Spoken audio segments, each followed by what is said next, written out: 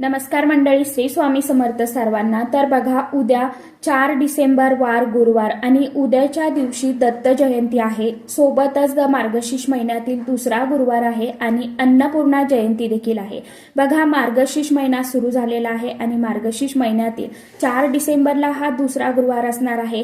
त्यामुळे आपल्याला आवर्जून उद्याच्या दिवशी भगवान दत्तप्रभूंची सेवा करायची आहे, माता लक्ष्मीचं व्रत करायचं आहे आणि त्यासोबतच उद्याच्या दिवशी अन्नपूर्णा जयंती असल्यामुळे माता अन्नपूर्णा देवीला आवर्जून एक वस्तू जी आहे तर ती सर्वांनी अर्पण करायची आहे।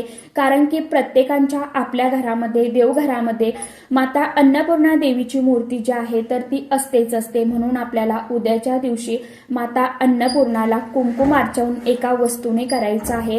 ही एक वस्तू अर्पण करायची आहे। तर ही वस्तू कशा पद्धतीने अर्पण करायची आहे, कोणत्या वेळेमध्ये हा उपाय सेवा करायची आहे, याविषयीचा व्हिडिओ मी आपल्या चॅनलवरती अपलोड केलेला आहे।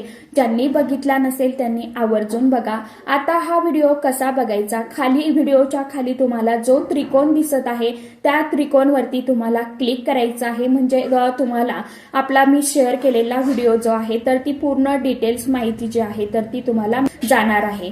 तर बघा, सर्वांना श्री स्वामी समर्थ।